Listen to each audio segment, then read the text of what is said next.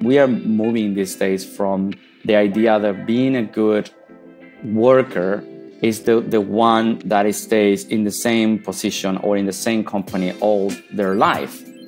Well, these days, we all need to be flexible. That is not going to work like that anymore. The times are very unexpected these days.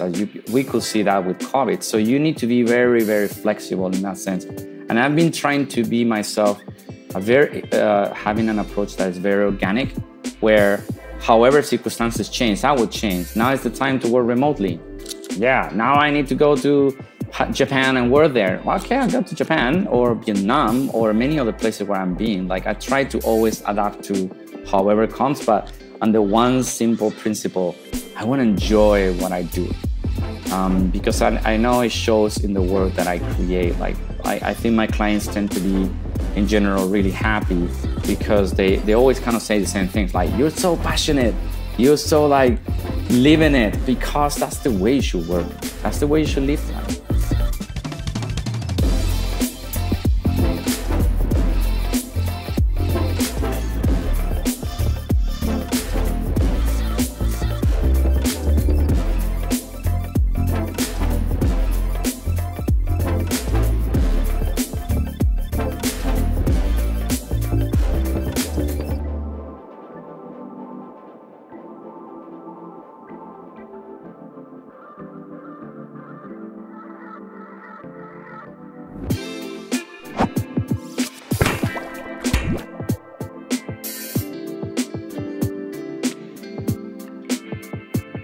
Hey guys, welcome back to another episode of the Edit Undo Show. Or should I rather say another episode of my LinkedIn stalking. So, as you know, I'm in the creative industry and I see a lot of posts that my network likes or shares, and there's been this specific campaign that's been trending on my LinkedIn feed, and I'm sure plenty of your LinkedIn feeds as well, which is the Dreamworld Coca-Cola campaign. And when I came across this, specifically as someone who's not very good at motion design, but has a deep fascination with motion and 3D design, I was investigating this campaign and I saw the creative director was Manuel Camino. And he lives in Spain. And obviously, stalking him on LinkedIn, I decided to connect with him without any context or message. At least he accepted, and we have him on the show today. And I am so happy because just the pre-chat to this conversation has been so fascinating and so interesting. Mm-hmm. This is going to be a great conversation. So, Manuel, thank you so much and welcome to the show. Thanks to you guys. Thank you. Thank you, Stephanie and Alfie, for having me here. Amazing. So guys, I'll post the links that I want you to look at, but you can already head over to xebius.com. That's XEBIUS.com to go look at some of his work, because we're going to be talking about Manuel's personal style as an artist, as well as his work in his creative career. Just a very brief summary. He has been working with big clients such as Nike, Johnny Walker, Twitter, Foot Locker, obviously Coca-Cola, Nokia, Burger King, Volkswagen. The list goes on and on and on. Yeah. Yeah. What is a demonstration of how old I am already. That's a proof. Yes. Yeah. But maybe, Manuel, maybe you can start us off with giving us a brief summary of your origin story, your background of how you started out in this industry and what you're currently doing. Yeah, I think I started like way many years ago. And here in Spain, in the south of Spain, in Malaga. At that time, it was nothing like really cool projects, but it was like whatever you can find. I was studying, and actually I studied media. I wanted to be a director of movies, and I wanted to work in VFX and stuff like that. But the truth was that the job that you can find was more around all the whole digital business. So it was DVD-ROMs, CD-ROMs. I know it sounds crazy. I was doing that kind of stuff, but yes, I was doing that. it was the first website, microsite, promotional sites, you name it, the first apps and stuff. So that took me to London. At that time, I was not able to speak much English, but then thanks to all the digital world, I ended up working in London for a company called AKQA.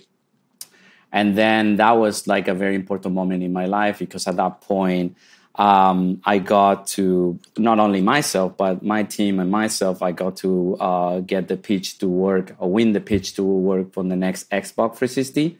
Wow. And that was like the dream job. Like I was able not only to work on the interface design, but we had a lot of input when it comes to the box itself, the controller and everything. So that was fascinating work.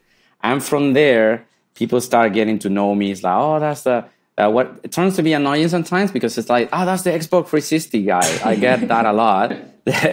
But thanks to that, I must say that I got the opportunity to move from only digital to start working in advertising, because a lot of companies like Whiting & Kennedy, TBWA and stuff like that, they were needing people with a lot of digital background. And that's how I was able to learn a lot of advertising, work on my first campaigns, activations, you name it, like where everything was mixed, like from filming the commercial to do the whole digital part of things and so on. And then the very last part, that's kind of like where I am right now, is that after many years working in advertising and digital, I got really interested in the production side of things. I was very curious when I was doing a campaign, not only to be the person who comes with the idea, but as well, I wanted to put my hands on stuff. I wanted to film the commercial myself. So, but it was a weird behavior in a creative director and advertising, because normally you come with the idea, you sell it to the client, you do the whole direction, but you don't film the commercial, so you don't do any of the CGI and whatnot.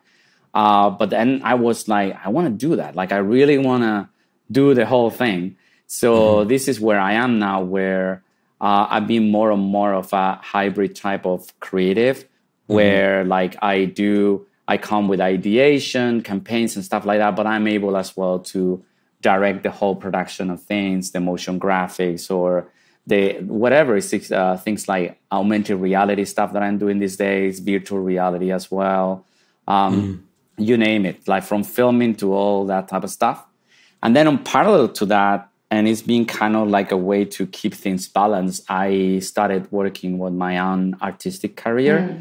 So where I will be just doing something without any brief. Like the brief was just to express an emotion or bring across a memory, and something where the only brief is just simply to express myself. That I think that's what art is about. And then that's how I came with the whole Cebius thing. And it's been great, because it's been helping me to balance things out between the commercial work and then on one side, and then on the other side, my personal work. That somehow, crazy enough, one thing seems to be linked with the other, especially with this co-campaign that we're talking about, the Dreamworld. So where like a lot of the animations we were doing actually came from real dreams that I had through the process of working with these guys at the agency and Coca-Cola as well. So sorry for the long response. Just to summarize everything. Nice already summarized. So I have a curious question. You just mentioned you had this dream and it inspired the Coca-Cola campaign. It seems like when we spoke earlier as well, dreams is quite a big inspiration for you. I'm just curious, personally, do you document your dreams? Do you have like a dream journal? Do you do like a meditation before you go to sleep? Because I dream. Firstly, they're quite boring. If I think about my dreams, it's either things I'm personally fearing in my life, or it's just reliving stupid memories. And then when I wake up, I barely remember and recollect anything that I dreamed. And I can't even fathom that my dreams would inspire my work. Right. I think for me, it was like, since I was a kid, I must say, for example, that my mom, when I was a kid, she took me to the doctor because she thought I was an idiot. She still questioned it, but and the reason is because I was having attention deficit disorder when I was a kid. So it was very common for me to be always dreaming. Like not only dreaming during the night, but dreaming during the day, always imagining stuff. And I have a lot of issues to put attention on anything that the teachers were trying to teach me or show me or whatever. Like if it's not interesting for me for some reason, I was like, it was very hard, and it still is sometimes, to put attention onto that stuff. So what I realized at some point is that if something that creates you a lot of trouble, you put it to good use. In this case, having a lot of imagination and always like dreaming and stuff, then you can turn things around. And that for me was like a huge lesson. Sometimes we judge people like, oh, this kid is like, he's always like floating in the air. This kid must be an idiot. It must be whatnot. And then maybe that kid was just not where it should be, or it was not having the stimulation, the stimulation and the guidance that you need to have when you're a kid like that. Sure. Back to your question, I realized I've been like all my life, like dreaming stuff, like daydreaming, night dreaming. And then I have a certain ability to remember those dreams. But then I realized as well, something that it was very interesting is the fact that if you the next day you need to wake up, let's say at 8 a.m., it's crazy how even you don't put the alarm, your brain will wake you up around 8 a.m., right? So I realized that somehow we can program ourselves to do things. So the technique is very simple. You just, before going to sleep, I just always say, okay, I want to remember what I'm dreaming. I want to remember it. I want to remember it. I want to remember it. And it's important for me to remember because it's a lot of fun to remember. Or sometimes I said to myself, I want to kind of be awake in the dream. Like I'm still sleepy, but I want to have like more like a lucid type of dream. And then I realized that not only myself, but other people, I told them and I showed them how I do it. They start doing it and they start having the ability to get there. It's like, it's not my thing. Maybe it's easier for me because I always been like floating in the skies with my thoughts. But any person can do it. If you just program yourself to do it, then you will start remembering some of those dreams. And then what I do always, I have like a notepad, or these days my iPad, close to me, and in my in my bed table, and then I just grab it, and then in the middle of the night, if I need to go toilet or whatever, and then I grab it and I take some notes like, I was seeing, I don't know, like fishes flying, and I was seeing a whale in the middle of the sky. I was seeing this, I was seeing that. And then next day, it helps a lot because you look at the notes and you're like, oh, and then start sparkling the memories. And then you go, then you start like remembering, and then I do some sketches. And finally, I create the visuals for the people to see it. Sure. That's amazing. I think, like, especially, I kind of had quite a deep interest in dreams. I think the approach that kind of like led me to that was through like analytical psychology and some of the older sort of thinkers that were interested in dreams, like, Jung and Freud and all of those people. And I'm really hoping that we can dive deeper into that sort of topic. But one of the things that I'd like to do is maybe roll back a little bit, because I think there was a part of your career that you mentioned that I think I'd like us to maybe explore a little bit more. And that's sort of like the difference between like that time when you're working at the advertising agencies and kind of like working as as an employee, which is a little bit different to what you've been doing over the past few years. And I'm hoping that we can dive a little bit into that and explore some of the things that you sort of experienced. Sure. Kind of making that transition. And maybe a place to start a little bit is like, when did you sort of first start to consider a life outside of just working a job, like a 9-to-5 thing, being employed by the same company? Because, after COVID, everyone is maybe thinking a little bit more seriously about the possibility of remote work, about the possibility of kind of being a freelancer and all that. But it seems like you were a little bit faster to that than the rest of us. So can you maybe talk a little bit about that transition? So I always been a passionate person when it comes to travel. I always wanted to travel. That was a very important thing to me, even before this kind of like this digital nomads type of like train and stuff. I was already picking places to go and work there as a way to be something more than just an annoying tourist that it's, you know, in the crowd and just doing what all the tourists do. I love to go to a new part of the world and then be someone else, just explore, get the time, live there, pay a rent there, and make new friends there. So this is where like the thing started for me, because there's people who thinks that the main thing in life is just work. And for me, work is not the main thing in my life, but it's the thing that allows me to have a better life, if you know what I mean. So some people's like, no, I always have to be working and doing something and being profitable, whatever. But for me, it's the opposite. I want to have fun at work. That it's a weird thing. Sometimes it's like when I've been in interviews and I ask like, but how funny is the position? They're like, funny? This is not about having fun. And then but for me, it's like, if you're enjoying what you're doing, that means you're really going to be doing a great job. Like it's something really good. So I always been trying to find a way to work and have fun and not suffer the fact that I'm working, but actually enjoying the fact that I'm working. So that connects with your question, because in order to do that, I will do whatever. If I need to travel to another part of the world, I will do it. If I need to work freelance, I will do it. If I need to get into a role, I will do it. So I've been always like, in that sense, like pretty, how to say, like from the very early times, pretty clear in my mind that is how I want to live my life. And that's why if you see my CV, it will be a mix of suddenly sometimes being like 4 years on a roll, and then suddenly being freelancing for another 3 years, and then another 2 or 3 years on another role.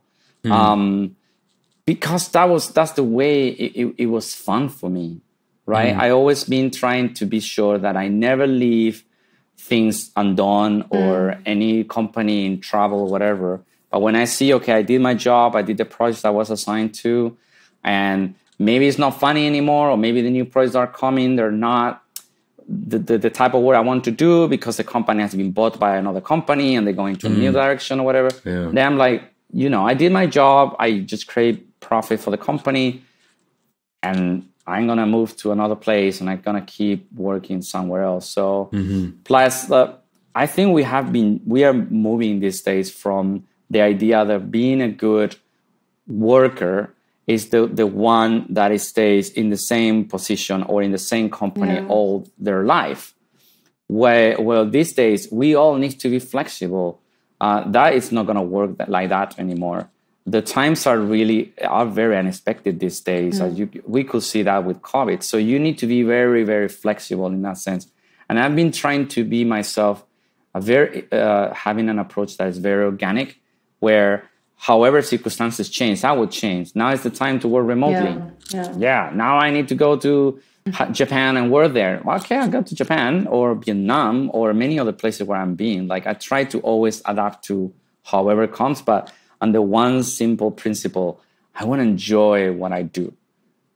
Because I know it shows in the work that I create. Like I think my clients tend to be, in general, really happy, because they always kind of say the same things, like, you're so passionate, you're so like living it, because that's the way you should work. That's the way you should live life. Otherwise, that's not a life. You're just dragging yourself through years of getting older. And that's not what I'm interested in. Again, sorry for the long response. No, I love that. That's why we're here. Yeah, completely resonate with what you say. Okay, so I think that something that I've picked up pretty much from how you've been talking so far is like you have got a very good relationship with your curiosity. It's sort of like as soon as your interest is pointing you to another direction, like you take it very seriously. And I think, you know, often we can find ourselves either in a job that we don't like or stuck with a project that we don't like, but because we've committed to specific things, or because it's, you know, comfortable and it's kind of become like, comfortable for us, we end up staying there more than we might otherwise like to. In your experience, like have you found that you've always sort of been able to follow your interest in that way, or was there sort of like a time when like you sort of realize that when your interest starts to point in another direction, it's sort of time to follow it? Like, how did you sort of become like that, or have you always sort of been that way? It just depends on the case. Like, for example, sometimes, like when I was working in digital and I moved into start working in advertising, it came kind of easy. Like, I think I caught that wave kind of easily because the traditional agencies, they were looking for people with a lot of digital experience. And so it came like, damn it, that's my opportunity. So sometimes comes easier and sometimes comes much more difficult. There is something that it's something that always makes me think is that they tend to say, think out of the box, but they always wanted to put you in a box, right? So this is, you know what I mean? What is weird is like, so, and it happens to me a lot. It's like, oh, so you're an artist, but then you're a creative director. How you can be an artist? And why you want to put a label in on top of me? Like, I'm a creative and I can do art and I can do creative direction and I can do motion graphics and I can do augmented reality cool stuff, and I can create worlds for the virtual reality stuff. And so it's very common that the older you're getting, the more difficult, back to your question, is to actually be able to move to something else, because the more the industry and the people try to put you in that box, and then when you are in the box, they ask you to think outside of the box, and you're like, it just makes no bloody sense. You know what I mean? So sometimes it's easier, like it was easier when I was younger, and it was easier when I tried to get from digital to advertising. But nowadays, it's a little bit more difficult.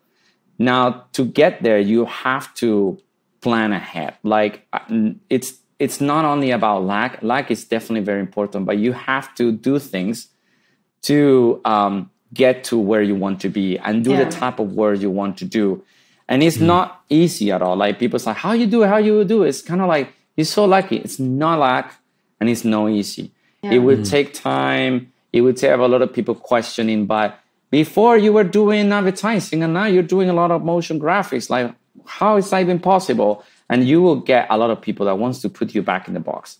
But the way to do it is, like, at least for me, it's just you create the work, even if it doesn't exist, by yourself, to demonstrate and end the discussion. If you do something that, for whatever new industry you want to get into, the people that is impressed with, and they're like, oh, wow, wait a minute, then you're good. Like, that is going to, people will stop questioning what you did or you didn't do or whatever. They just respond to one thing. What we need, this guy can do. So thumbs up. And that is hard because you may not have so much experience into that. But then as well, something that I try to always do is to let the people in whatever new industry or thing I'm doing to understand the benefits of all the years of experience I have in other stuff. Because it's not useless. I mean, if you, let's say you guys maybe are working with UI UX now, and tomorrow you want to start doing animation, that doesn't mean all your UX, UI experience is wasted. It's not amazing, and it's not great to be able to do better animation later on. Of course it is. Like, all your experience dealing with clients, deadlines, understanding to work in a team, understanding about colors composition, understanding about like making or helping your client to do profitable work, all that stuff is going to be the same. But then you have to obviously learn new techniques and be able to articulate yourself as a creative in new areas. That is, of course, but that's just a matter of like studying, trying, seeing what other people is doing, and trying to see what's the steps that they went through to get there. And then you will make it happen. Like, my experience is that if you really want, you will make it happen. But at the same time, something I learned very recently in life is that you have to flow. Like, people, they forget always two things that are very important. Number one is to breathe. Number two is to flow. And then people is just like so how to say, so ambitious sometimes. They I want to do this, I want to do that. It's like, but man, are you enjoying it? So first breathe and then flow. And sometimes if you go with the flow, life is going to take you to where you should be. And sometimes you even think, I really want to be a motion graphic star. And then you ended up being, I don't know, like a filmmaker. Or you ended up being some other thing. But it still is great. Like you got to kind of like let it go with the flow. This happened to me these days where I'm trying to get more and more into production. And then maybe tomorrow I'm going to be helping someone with concepting in an advertising agency. And I will not take that as, oh, it's a failure on my side, but I will flow with it. And maybe that's going to take me to somewhere else where I'm going to do something creative. That is, for me, the most important thing. It's not if you're working in motion, UI, UX, or animation, or filming. For me, what is important is I'm doing something truly creative. And that is not so easy, because many situations we are into that we need creatives to do something that is no creative at all. So getting to do something creative is priority. And which area it is, for me, I don't care so much. Like as soon as it's creative and I can somehow help my clients or even have fun myself while I'm helping my clients, then that's where I want to be. Yeah, and I completely understand, especially now where like the industry Alfie and I are in is so demanding at the moment that we see a lot of people from other industries pivot into UX UI that may be coming from architecture or psychology or engineering. And a lot of them think, their prior experience or career was a waste or won't in some way contribute. Where I completely understand what you're saying. It's almost like we're layered humans, right? And everything I've done up until this point will contribute and makes me exactly the person to contribute to the future and the task I'm about to take on. Absolutely. One thing I'm really curious about is, so I've freelanced a couple of years in UX, UI, and especially UX is a lot more systems thinking, where it's not as conceptual in some instances. So you get to detach yourself from a personal level with the concept because it's not as conceptual. But for you're more on the conceptual side of creativity. And as a freelancer, every time you're working on a new campaign, you're working with a new team. And chemistry in a team does a lot to the output of what the team is doing. And I'm really curious, as someone who's like a freelance creative director, every time you have this brief, you are possibly working with a new team, how do you very quickly, firstly, build that trust, that vulnerability to be creative, that chemistry, to still get this amazing output that you generally only see in teams who have been working together for a couple of months or years and have everything flows, like you said? Yeah, that's a good question. Someone was asking me recently, what is one of the most difficult things about being a creative director? And actually, this is one of the most difficult things, because you get into a team that sometimes they know each other, they already know how to work with each other, and suddenly someone puts you there in the middle of the equation as to lead them into somewhere, and they tend to have a lot of questions besides why this guy doesn't speak better English, but it's like, where's this guy from, and why this guy that doesn't even proper speak English properly is gonna just be leading to where to us. So you have to go through a lot of that questions. And then sometimes even they go to your website and they see your stuff, and they already come with the idea that maybe you are going to be arrogant. Oh, the Xbox 360 guy, whatever, like it's going to be directing us. So there's a lot of that. But I'm a true believer that if you are a good person, that will somehow reach people. Like if you're an honest human being, if you're a decent person, that's all you need to be able to accommodate to a new team. Like that's it. And sometimes you're gonna be misunderstood. It happened to me many times. Sometimes there's going to be really very difficult deadlines, and then suddenly you are the one leading a bunch of people who is going to be stressed. You're going to be stressed, and it's difficult. But it takes longer, or it takes sometimes it's shorter, sometimes it's longer. But at some point, I feel, I want to believe this at least, that my honesty and my decency as a person come across, and that facilitates things a lot. So the people, they start understanding, oh, Manuel doesn't want to do this because only the money. He doesn't want to make us work hard because he just wants to put medals to himself, or, you know, or stuff like that. But he honestly is trying to do his best for this job. And he's trying to, and he cares about us. And then at least we at the same time, we need to do things to make other people feel that we appreciate them, like we care for them.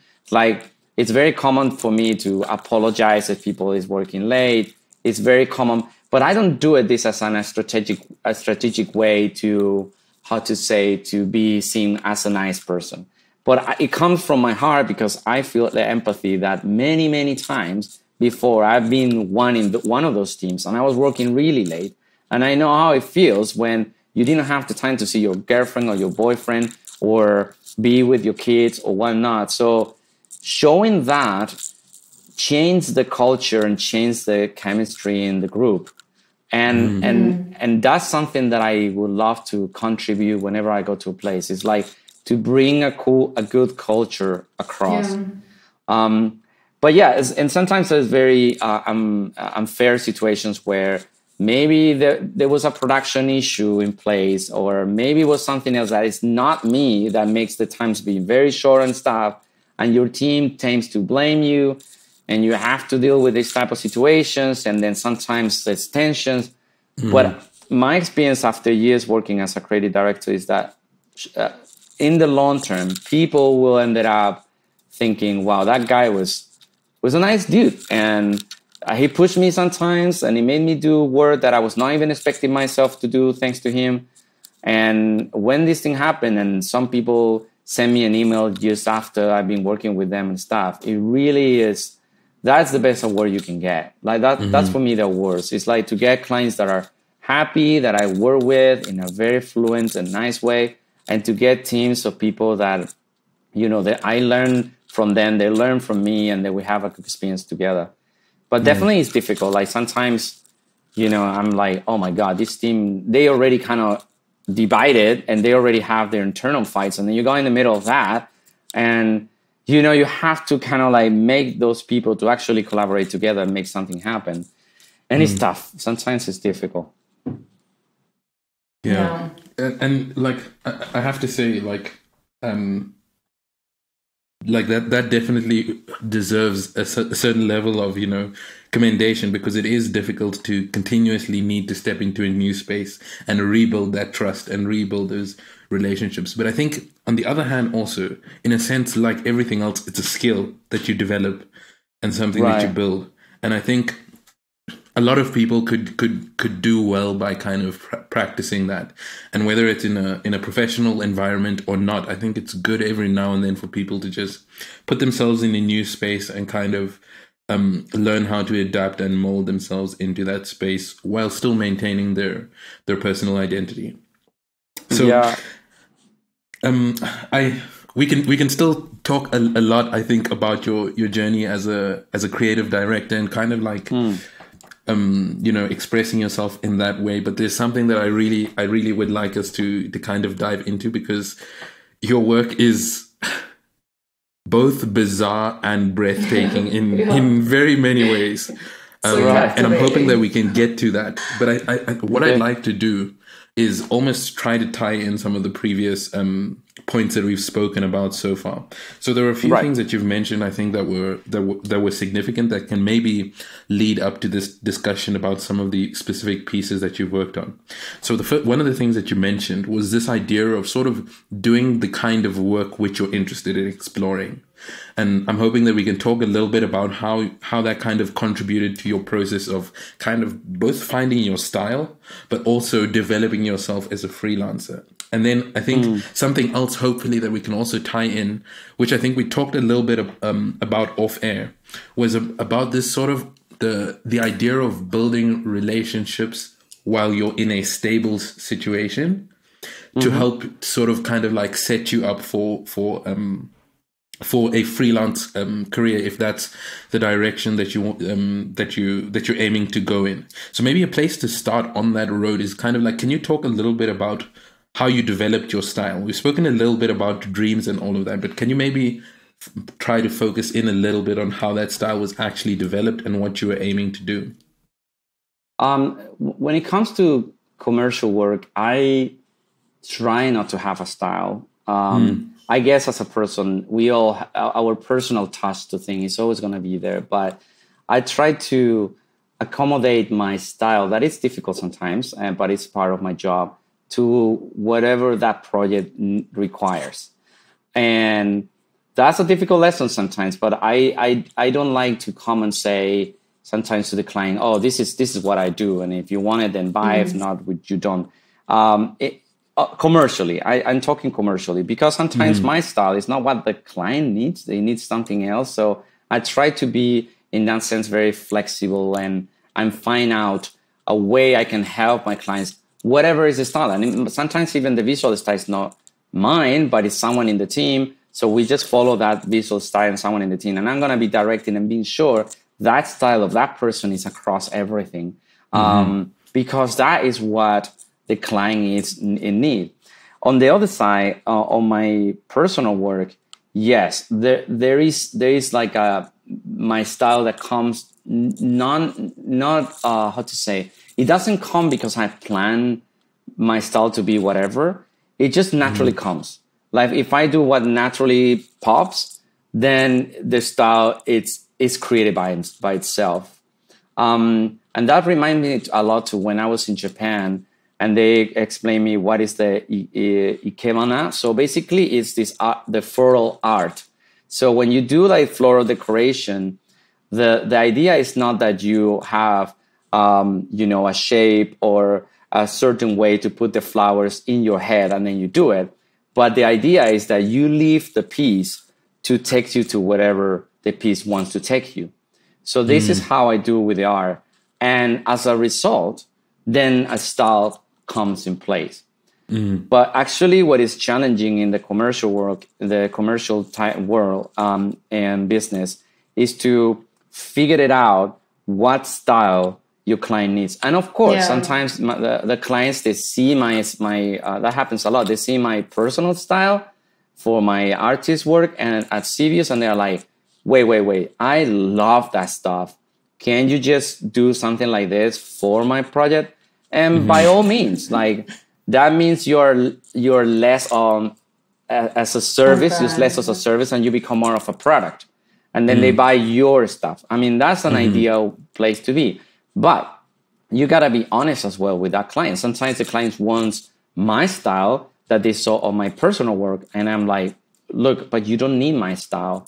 You need this other thing. And I'm going to provide you with work that looks like this other thing, because that is what you need.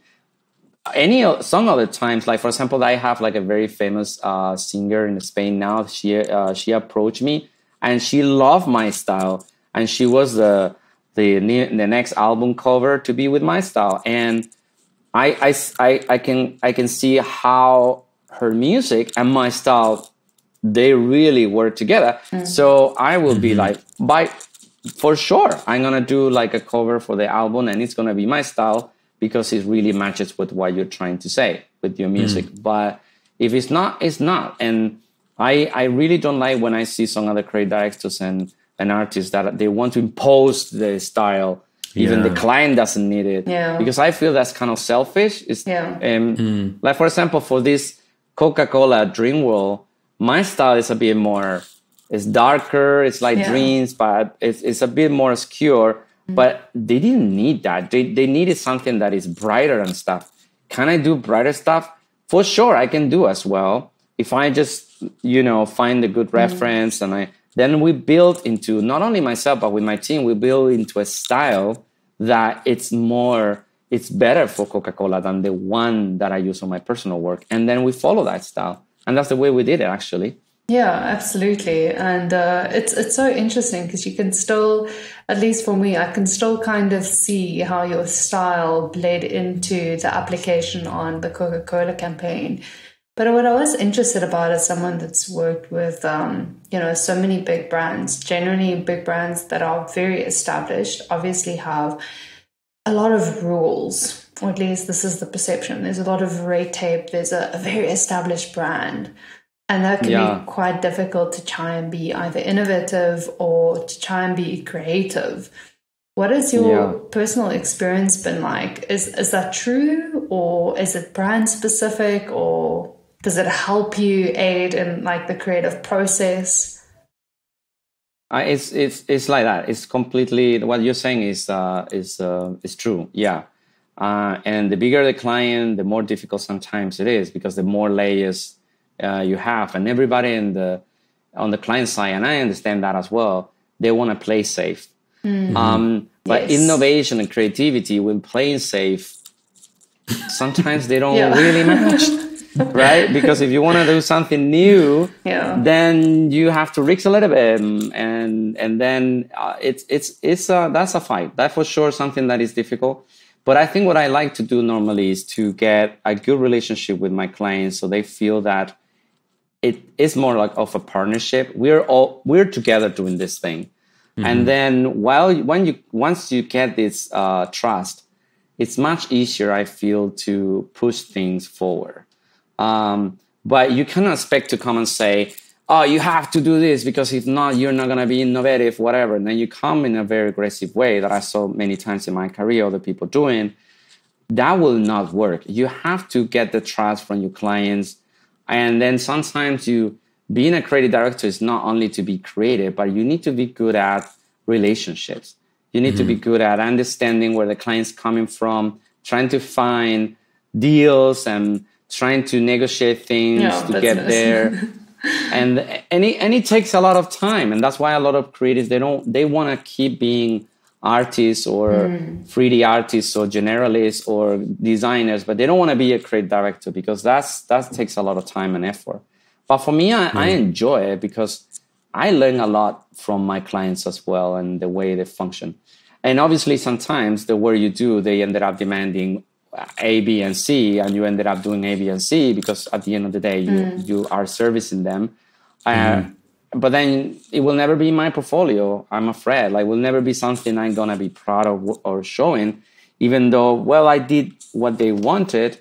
Even sometimes I think it's against their own benefits, right? Because, but it happens. And someone told me like many years ago, when I was still a designer, I was a creative director, and that guy told me, Manuel, you have to learn one thing, and it's to choose your battles.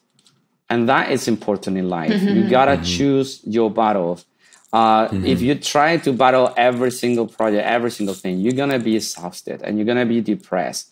But sometimes out of like 4 projects, there is like 1 or 2 where you see the opportunity to shine, to do something great for the client, something that's gonna look amazing in your portfolio, and it's gonna like become viral, whatever. And then put your emotional energy on that. And if the other ones, they just want this a specific thing and there's no space for negotiation, okay, let's do this, make the client happy, and then focus the battle on something else. Yeah, that's very true. And I think especially for creative people, it's always really difficult because in a sense, in the creative process, you put a part of yourself into your work. Yeah. And sometimes it does mean that you need to negotiate that part of yourself away. Which is difficult and understandably so. It is difficult. But so there's something that I want to explore. So when we initially connected and chatted, you told us a little bit about the fact that you had the opportunity to do a solo exhibition. So up until this point, we've chatted a lot about your commercial experience and some of the process of you kind of working in companies and then working as a freelancer and really expressing, in a sense, either the brand or the ideas or the business of other people. But in a sense, an exhibition is a completely different thing because now it's all about you. Can you maybe firstly talk to us a little bit about how exactly it is that a creative director ends up doing a solo exhibition, and a little bit about what that was like? So to understand that, it has a lot to be with when I was a child. My mom has always been, as she still is, an artist. My grandma was an artist. And I remember since I was a child, the smell of the old painting in the room. And I remember seeing them listening music and then just with painting here and there. Yeah. But that's a beautiful memory. On the other side, I remember always feeling like they were having another job, and that was not. They were trying to make a living out of being an artist, and it was extremely difficult, if not impossible. So in my mind, I always kind of self-betray myself with this idea that if you are an artist means you are poor, or you're not going to make it happen. You're not going to be able to make a living out of that. So that's why for many, many years, I did not do anything artistic at all. I was just focusing on the commercial stuff. At some point, I did some illustrations here and there. But then in the last few years, I remember thinking the fact that my mom or my grandma, they were not successful in the sense of making a living out of art, doesn't mean I cannot make a living out of art. It's just the population of this kind of test. It's only 2 people. It's so you only have the experience 2 people. So it's not out of 1,000. No, it's just 2 people, and it's your grandma and your mother. So it's kind of I understood how not reasonable was that idea that it's impossible to make a living out of being an artist. And at the same time, I feel the need of having my own little space to do whatever I want, to express myself and to do whatever I want. And that's how the whole Civius thing started. I did something many, many years ago, and that was the beginning of Civius. Then I left it for years. Even I only was having the domain of the website. And then in the last few years, I was like, why don't I just go back to this? Maybe it's a way for me to even commercially understand what's going on with my work, and sometimes even therapy to understand what's happening with me. It's a therapy to understand where I am as a person and how I am as a creative. So then I started doing some of them, and then when I was doing, it felt wow, like for example, illustrating my dreams. It helped me a lot to understand what is in my subconscious, where those dreams are coming from, what's the meaning of what. So it helped me a lot to understand myself. So I call it some kind of therapy in a way. And then I started putting it online, and then suddenly I thought that nobody's gonna care. Whatever, this is the crazy ideas of someone has been sleeping way too much. But then suddenly people was like, oh, wait a minute, this is amazing. I like it a lot. And then suddenly I was getting thousands and thousands of views, especially in LinkedIn, I must say. That was where I was posting. And I was like, really? You guys like it? Are you crazy? This is great. And I'm like, oh, okay. Then I keep going. And then so I kept going and going and going. And when I wanted to realize, then I got people asking me if I can do the cover of their new music album, or I got this company Affinity. The company is called Serif, and they have this product called Affinity Photo and Affinity Designer, and they contacted me. Oh, so you did this with my software? Come on, do you wanna work for us and do the splash screen? So every time you open the app, the Affinity Photo app, then your illustration pop, and it's yeah, for sure. That's crazy. I just really want to do that. And then little by little, I start creating all these illustrations to the point that someone came to me and said, in the middle of the COVID, and say, hey, why you do what don't you do an exhibition? I know someone with a nice space. They have a gallery, and maybe we can print out all your work and we can put it there. in these two big rooms. And so I was like, sure, let's do it. So that was that was amazing. That was amazing. Seeing my name, like we can see there, like seeing my name so big in the middle of the street, and people getting into that space that is like getting inside my head. That's the way it felt when they go inside these galleries, and every single of these illustrations, it was like a door or like a window to one of my dreams. So you can actually see something, pretty much what I was dreaming with, and that was such a beautiful feeling. And especially see, not only that you go inside and then you see all that stuff, it's kind of like to myself to be inside my head, but having other people getting inside my head and sharing those emotions with them, that was beautiful. That was great. Yeah. It was a very, very nice experience. And these days it keeps going. Like at the same time that I keep doing commercial work, new stuff is happening. Like this famous musician in Spain, or other people talking to me about like creating illustration for whatever campaign and stuff. So yeah, and in this case with this gallery, it was a lot of fun. It appears on television, magazines, newspapers, and everything. And I felt like, I don't know, I felt a bit guilty. Like, really? You guys like it? Fine. I mean, it's like, okay, then it's great. I think, you know, there's a few things you mentioned that stood out to me. It's the first thing that I think technology has done us such a favor, and I don't say those few words ever, almost, which is, I think if you think back to like the days of, let's say, Michelangelo, where his pieces were very exclusively to a few eyes. So maybe that person, that artist at that time, didn't get the recognition or the appreciation for their craft because it was exclusive to a few viewers, whether that was social circles or class circles.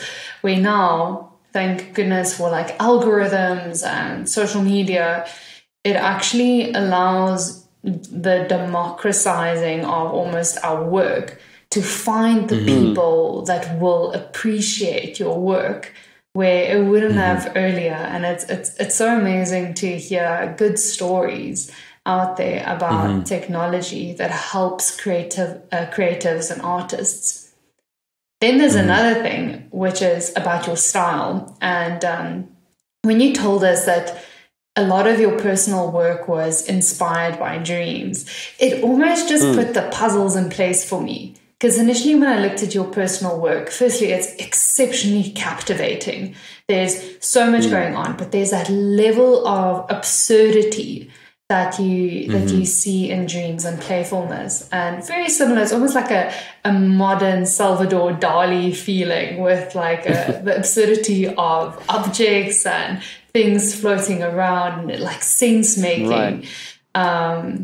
Which is really fascinating, and at the same time, in a way, a lot of people can relate to if they spend enough time looking at it, because everything within the subject matter is relatable.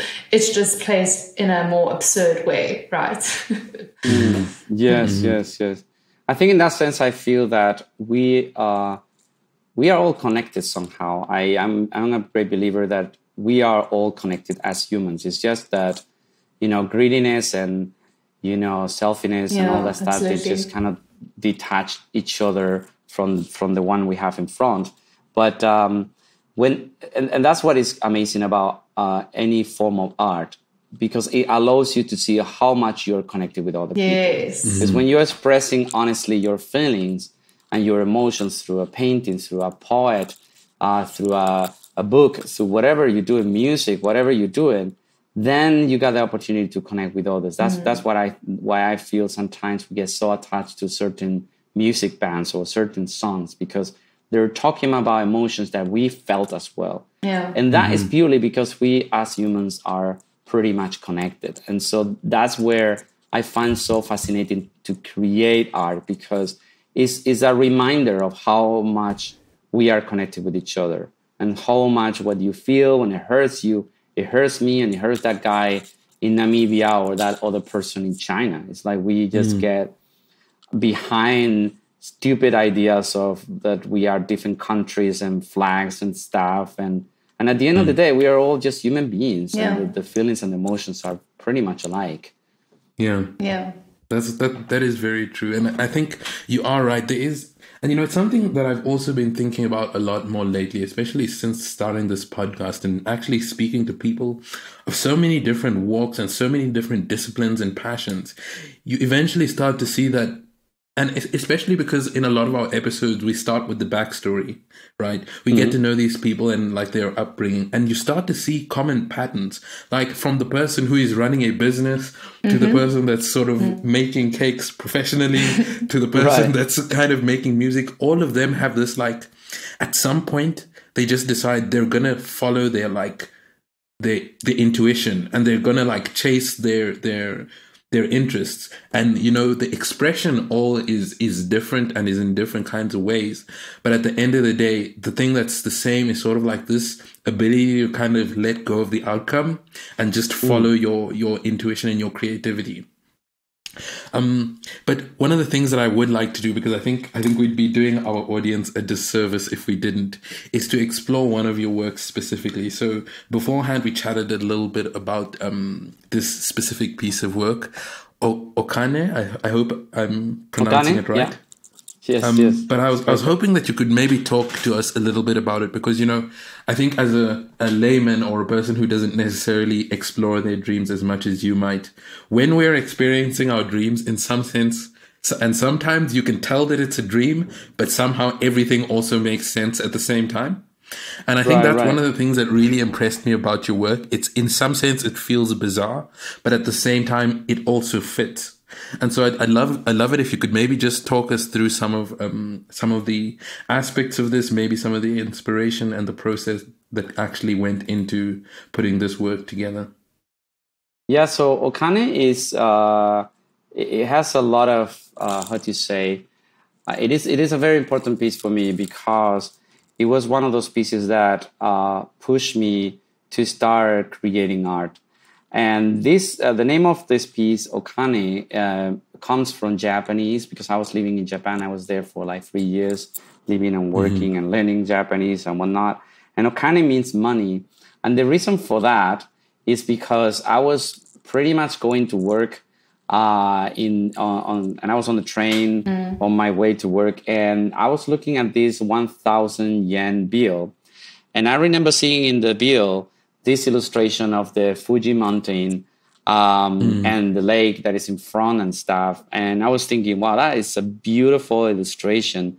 And I wonder how amazing it would be to be in a place like that. And what happened is that I fall asleep, and I felt as if your soul gets out of your body, something like that. Like this, how is this guy in the action hero guy? How's called? The Doctor something.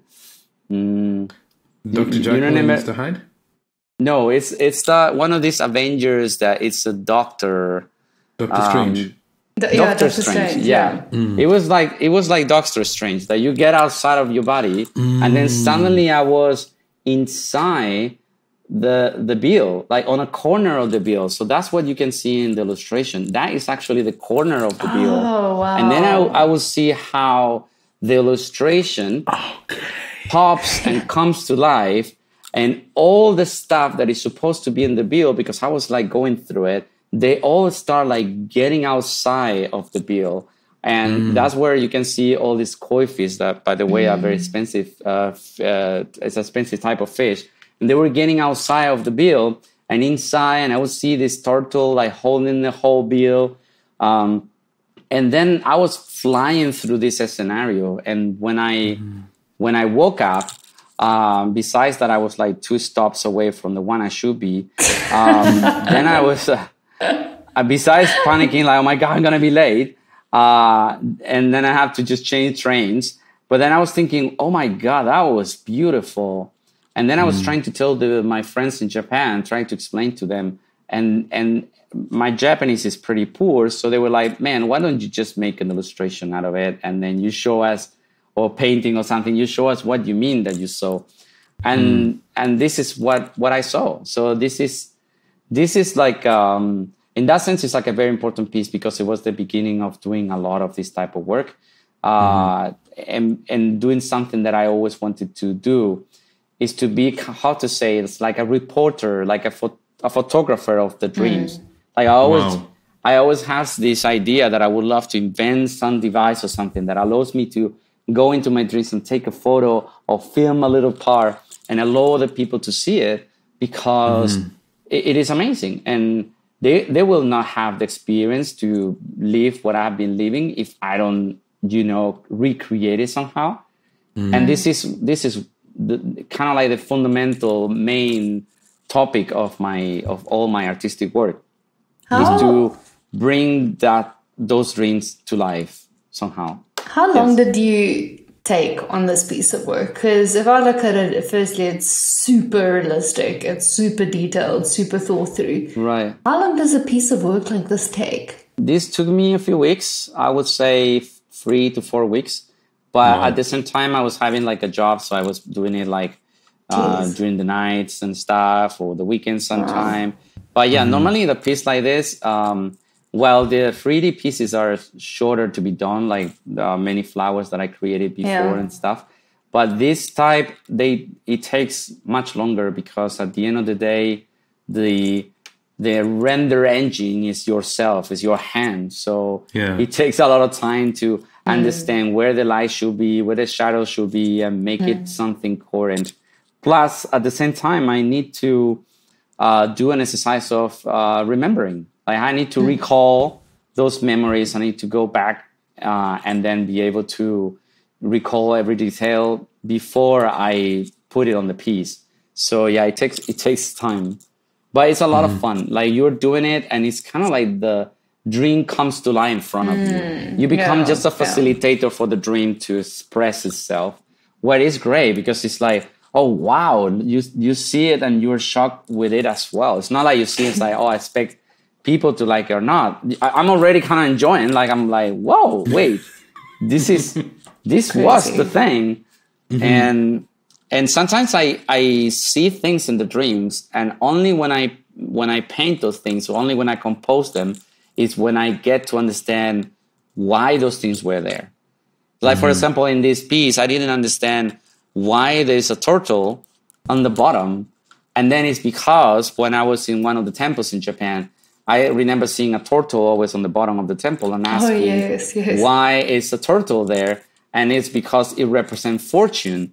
So that is, my brain kind of mixed it up. And in the dream, it was holding the bill. It was holding the 1,000 yen bill. And because it represents the fortune. And I didn't even remember the whole association of the turtle with fortune until I was doing the piece. And it's like, why is a turtle here? And then I was like trying to remember, and I was asking my friends around. They told me, hey, that's because the turtle on the temples. And I was like, oh, damn it. Like, how is that my brain still remember that, even though I'm not kind of conscious of it, but in your subconscious, it's still that memory is there. So it's great. Some of my pieces allows me as well to, understand what happens to me, or things that I thought I forgot, but I actually didn't forget. So it's pretty cool in that sense. And it's a lot of fun doing it, and then seeing the people reaction. That's the best. Like, it's really cool. I've had one dream in my life that's been quite useful. And that is when I was still in primary school. I lost my cell phone. Well, I think it was high school, because I didn't have a cell phone. I had a cell phone in high school. I lost it. And I remember having a dream that I was in one of my highest cupboards, stuck away in a suitcase. And I woke up immediately at 3 a.m. in the morning, and I took the suitcase out the top, and it was there. And it was missing for 2 months. 2 months. Wow. And somehow, like, your brain makes sense of memories. And like you say, it's almost like, I still to this day don't remember why it was there, but it somehow your brain starts putting puzzles into place. Yeah, and that's what happened when you do something artistic. All those memories pop, all those emotions pop and come across.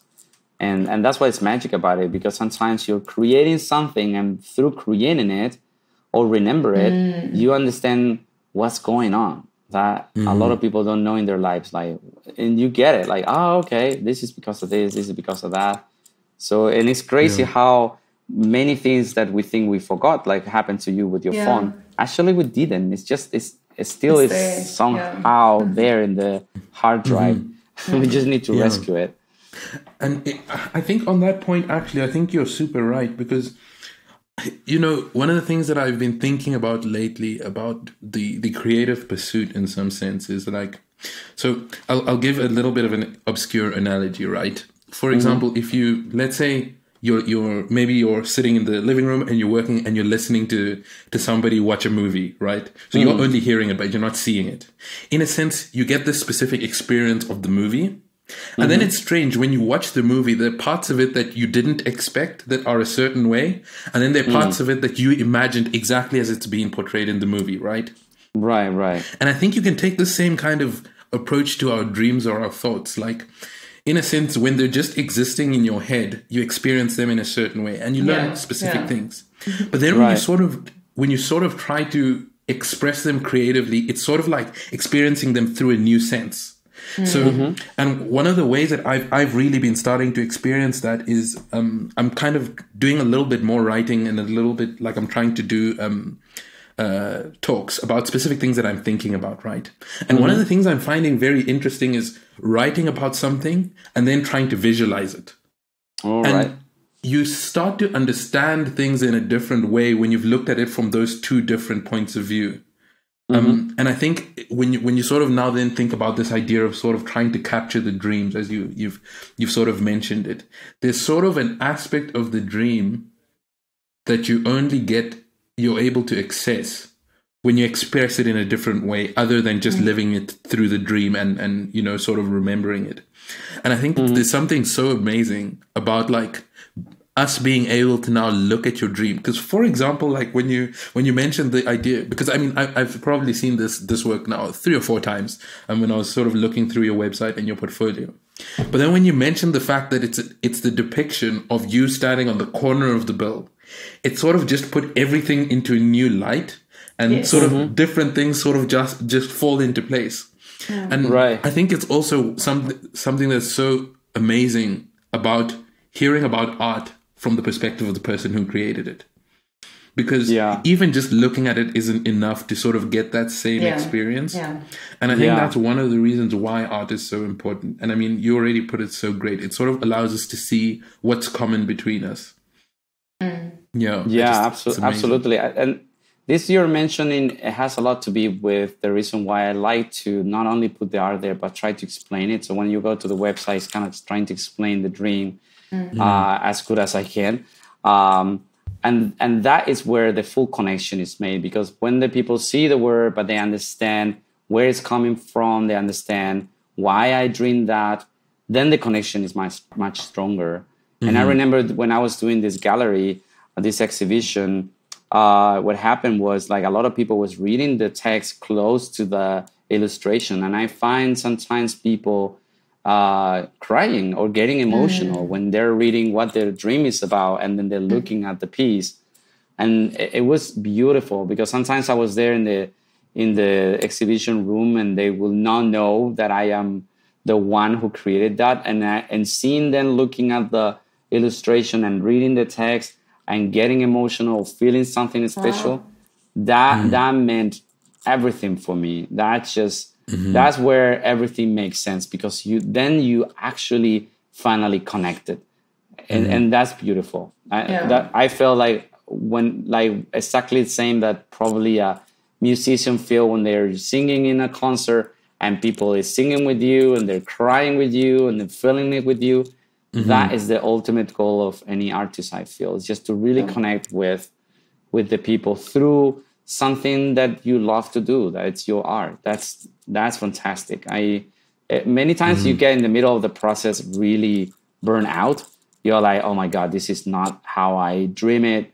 Or I don't know how I'm going to illustrate this thing. I have no idea. And then you get frustrated. But after you finish it and you see how people get attached to the pieces and they talk about it and they get emotional with it and you connect with them, and it feels like all the effort's worth it 100%. Yeah. So it's great. I think that's one of my favorite things in life because it's meaningful and it's 100% honest as well. Yeah. So, look, I think we can go on and on and on talking. I definitely believe that. But I do want to ask, so at the end of every episode, we ask a guest to leave a question for the next guest. And I actually think you might have answered maybe a little bit about the question we want to ask you. So we have a question from one of our previous guests whose her name is Shan, and she's a co-founder for a sustainability clothing range that they design. They're part of the manufacturing process. And her question that she wrote down is, at this stage in your creative journey, what are you most grateful for? Out of the, so my response straight away is the people that allows me to connect with both professionally and personally. That is what I'm the most grateful for.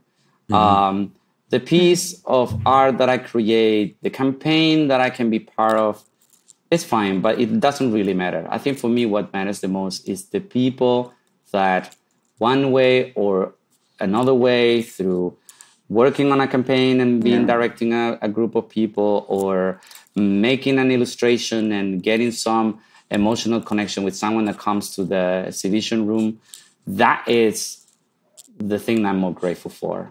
Sure. Big time. It's like the exact reason why this podcast exists. Alfie and I connected, on a personal level in a professional setting. Yeah. Yeah. And I think that there's something that it's crazy when people say, when you're working with people and they say, well, it's nothing personal. That's BS. Like, we are not.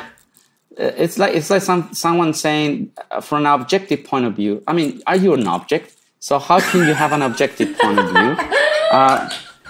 I mean, objects can have an objective point of view, but you're a person, so it's going to be always being subjective. So are you an object? Are you an object? So it's my objective point of view.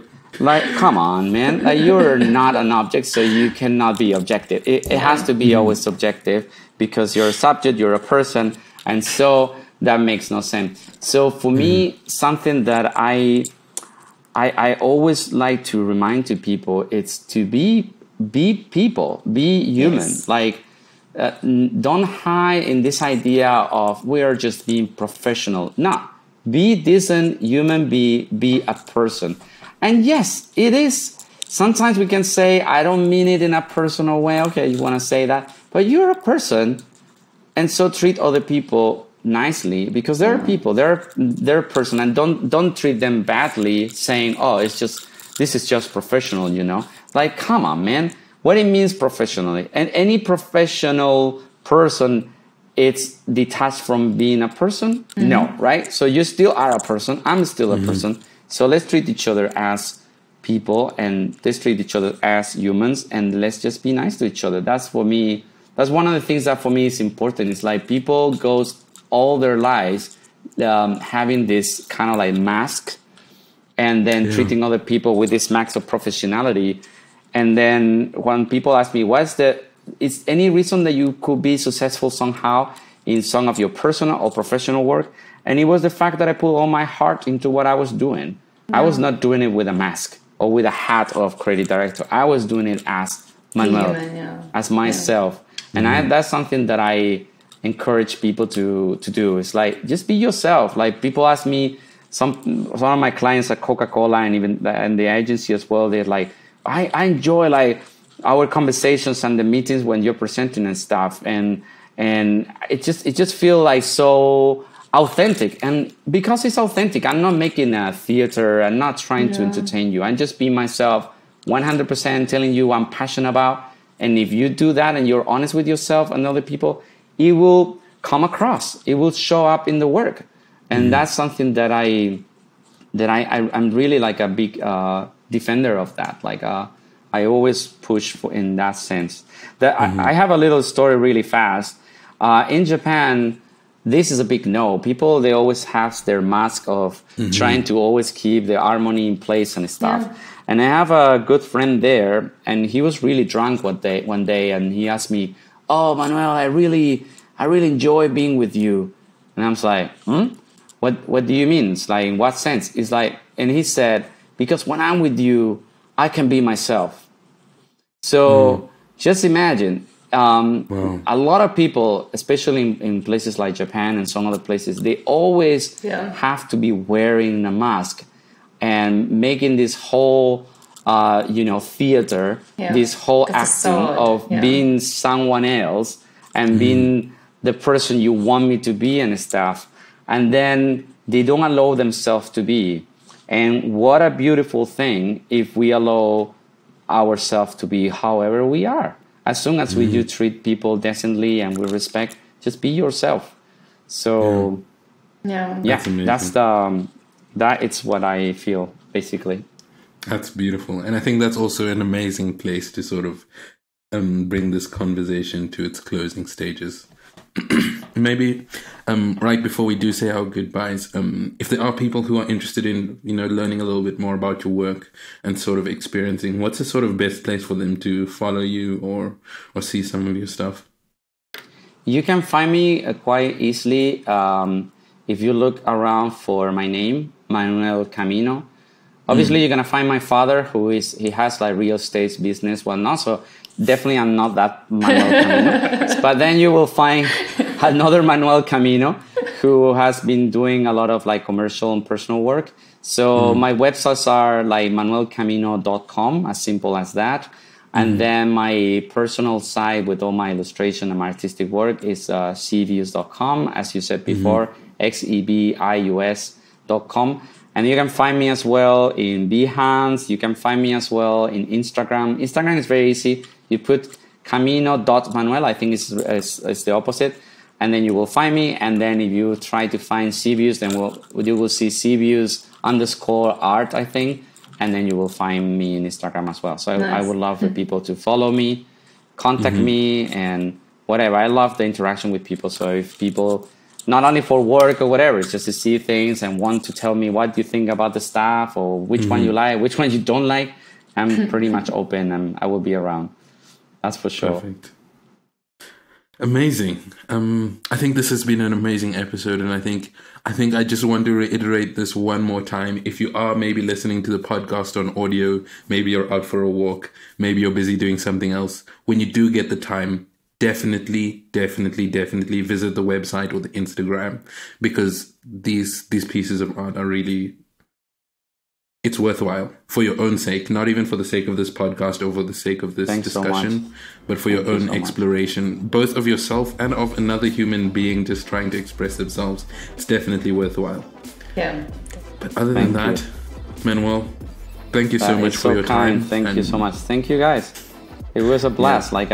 Sorry that I talk a lot. I could be like talking forever.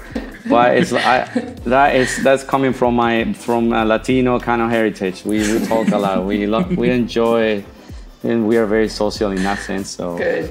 Well, we're very happy. A lot. Thank you so much. Thanks, guys, for listening. And thank you. For everyone listening, thank you so much, and have a wonderful day further.